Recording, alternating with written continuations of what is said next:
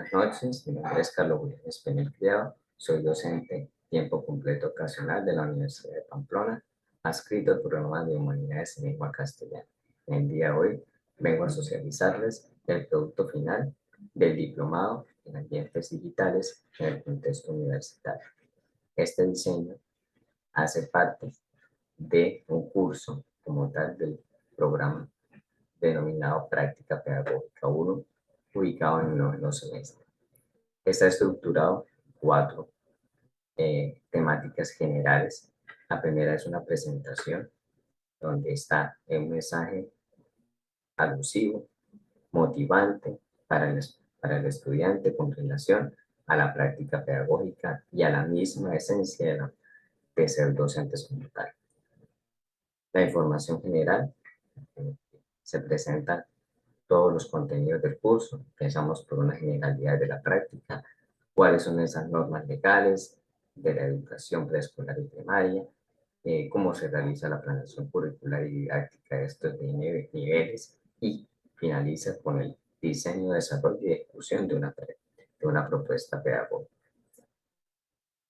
Seguido a ello, entonces encontramos el contenido programático del curso, dos canales de comunicación que son importantes tenerlo presente en el curso, que es el tablón de anuncio, donde es el espacio propio del docente, donde va a conocer aquellos aspectos relevantes, el foro de dificultades, inquietudes y sugerencias, pues allí manifiestan los estudiantes aquellas inquietudes, aquellas dudas referentes al mismo contenido del curso, con relación a una actividad que se vaya a programar, o si tienen dificultades en el manejo mismo, en la plataforma, esas acciones propias de la plataforma Moodle que impiden el desarrollo de cada una de las temáticas. Seguido a ello encontramos las generalidades de la práctica pedagógica. Existen tres competencias, una guía de aprendizaje, en la que retomamos aquellas temáticas o subtemas que vamos a trabajar durante el desarrollo de esta primera generalidades.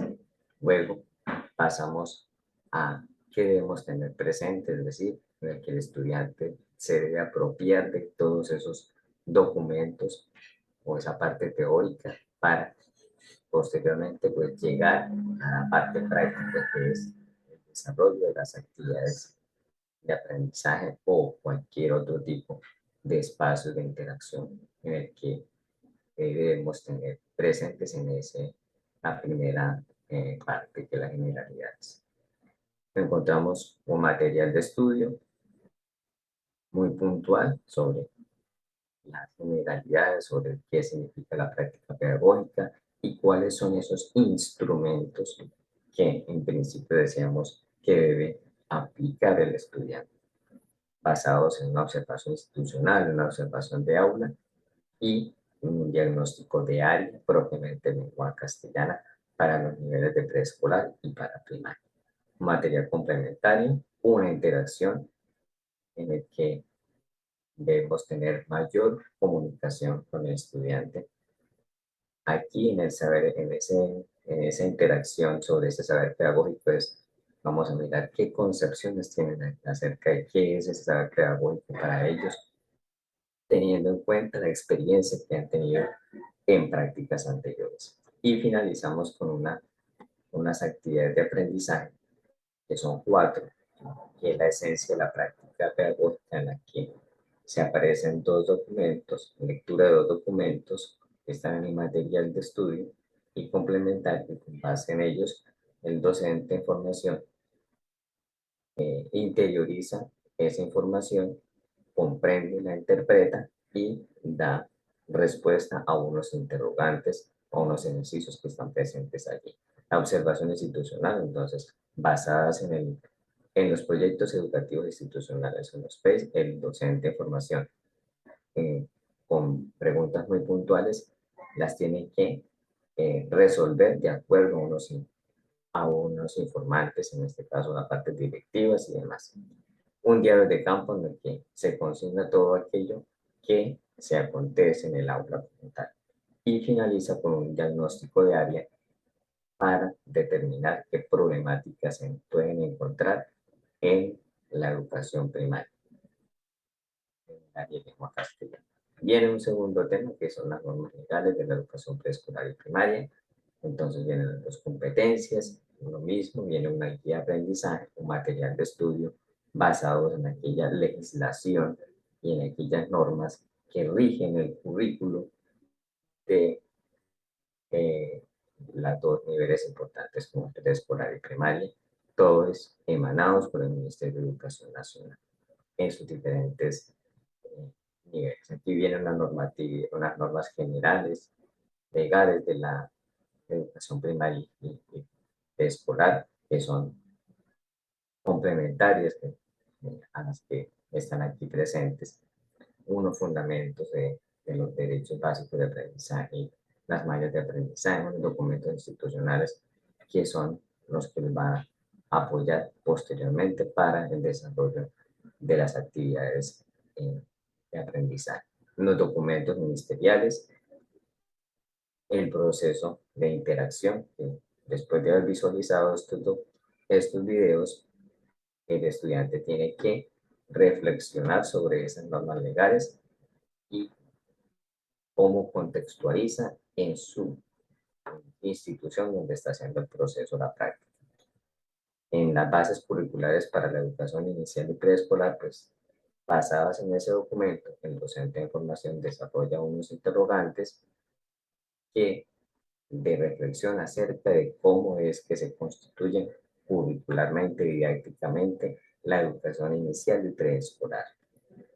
Posteriormente viene la planeación curricular para el grado preescolar. Allí están coordinadas dos competencias que al finalizar el estudiante debe tener la apropiación conceptual teórica de aquellas secuencias didácticas para el grado de transición y qué elementos son fundamentales para planear una clase en la educación primaria en el área de lengua castellana como tal. Seguido viene una guía de aprendizaje, el material de estudios, respetando los derechos de autor, de cómo se desarrolla una secuencia didáctica, qué elementos debemos tener, qué momentos debemos tener presentes en esa secuencia didáctica y cómo también hacemos planes de clase para los grados de primaria y cómo evaluamos todo ese proceso de diseño curricular y didáctico en el área de lengua castellana. Materiales complementarios, entonces cómo hacemos alusión de lo teórico y cómo lo llevamos a la parte práctica. En esa planeación curricular, pues entonces es una serie de documentos que el docente de formación debe leer, debe consultar, debe tener presente. ¿Para qué? Para poderlos llevar a cabo durante su proceso de la práctica. Un video de cómo diseñar una secuencia didáctica y aquí una reflexión, un comentario de para él qué es una secuencia didáctica y cuál es la importancia que implica esta en su proceso mismo de la práctica. Pero para llegar allá tuvo que haber leído esos documentos interiorizados, interpretado y hacer comprensión de la misma para llegar aquí a hacer alusión a este recurso de video. La planeación didáctica, entonces aquí, con respecto a ese curso asignado de la práctica y teniendo en cuenta los documentos previamente visualizados, entonces desarrolla una planeación, una secuencia didáctica y un plan de clases con relación al curso que le ha sido asignado. Unos documentos ministeriales que son de apoyo para la construcción de esa misma planeación. Y finaliza el curso con la propuesta pedagógica en la que el estudiante debe diseñar, desarrollar y ejecutar esa propuesta pedagógica en los últimos grados de la educación primaria conforme a una problemática encontrada en el área de lengua castellana en esos contextos educativos, es decir, en esas instituciones que hacen parte de la ciudad. Y aquí pues se debe también tener presente la guía de aprendizaje, los pasos para la presentación de forma general. El estudiante lo debe interiorizar y ya capítulo a capítulo se va desglosando, se va explicando en qué consiste. La primera es la elaboración del problema de investigación, luego el marco de referencia, donde están los antecedentes investigativos, el marco, los teoría, la parte de la teoría, una ruta metodológica, que es un paso a paso para llegar al desarrollo de su misma propuesta pedagógica, un material complementario donde le damos una serie de indicaciones de cómo son esas publicaciones seriadas que le sirven de soporte para crear su marco de referencia. Y este proceso de interacción, pues, es una aclaración de dudas con respecto a la construcción de esa misma propuesta pedagógica en el que el estudiante debe presentar esos avances significativos y el docente, pues, debe hacer esas respectivas orientaciones. ¿Para qué? Para llegar a la presentación de esa propuesta pedagógica, ese informe final, basados en estos tres capítulos y que es el reflejo final de su misma práctica pedagógica. Muchas gracias por su atención. Espero que haya tenido eh, mayor significado frente a este proceso como tal del diplomado y que se resumen en todos aquellos eh, videotutoriales que se tuvieron en cuenta para tener presente este producto como tal. Mil gracias. Hasta luego.